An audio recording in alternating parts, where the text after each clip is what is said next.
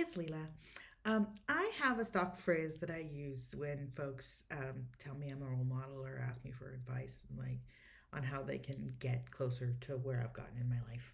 And it is work really hard and get good therapy. I want to talk to you about why good therapy is important. Um, so there has been a massive stride in mental health research in the world in the last, I'll call it 40, 50 years. Just monumental progress in terms of actual scientific thinking, monitoring of brain activity, actual studies looking into all aspects of the human mind and how we operate.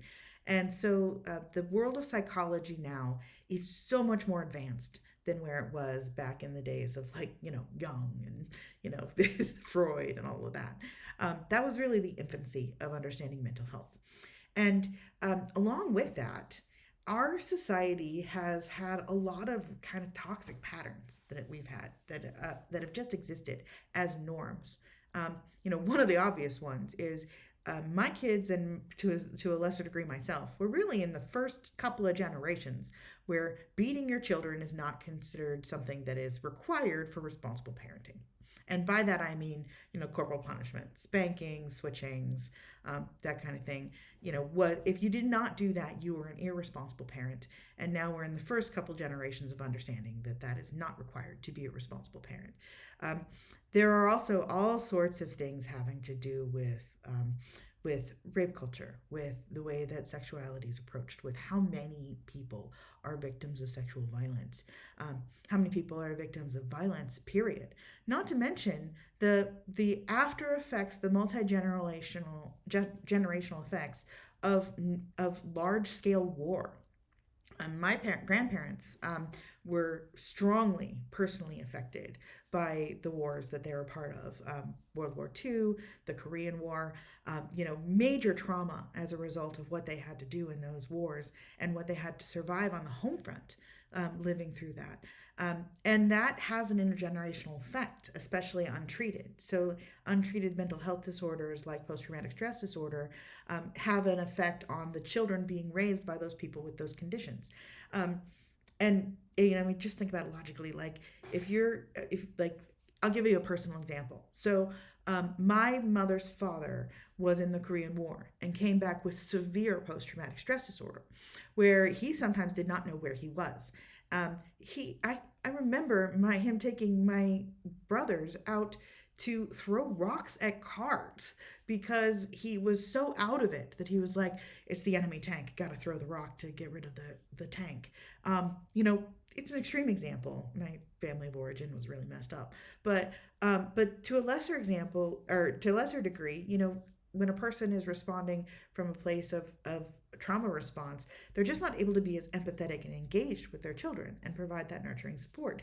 So these are just a few examples. I'm drawing from my own life. I know that there are also a ton of examples having to do with people who are dealing with different racial and ethnic backgrounds, different cultural backgrounds that come from all sorts of different things.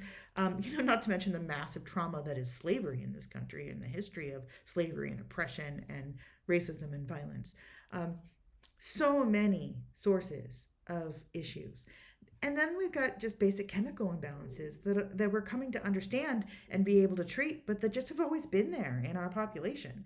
Um, so, treating these things, seeing professionals to treat these things, and managing mental health in the same way that you would manage your physical health, um, is really life changing in terms of your ability to connect with your own truth, your ability to really understand your own value system, and also resiliency to the crazy world we've got going on out there now, and being able to, um, really just be your best self and operate the way that you want.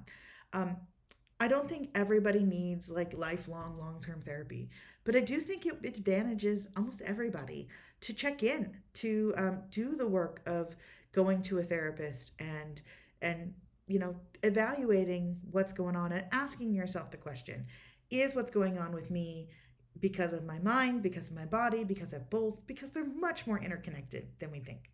Uh, so anyway, that's my 2 cents and why I think that therapy should be a lot more widely utilized. And The stigma against it really should be just gone at this point because, frankly, most of us need some therapy, and that's okay. And there is no shame around that.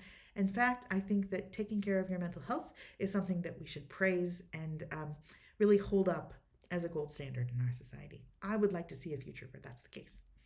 Thanks very much and have a good day.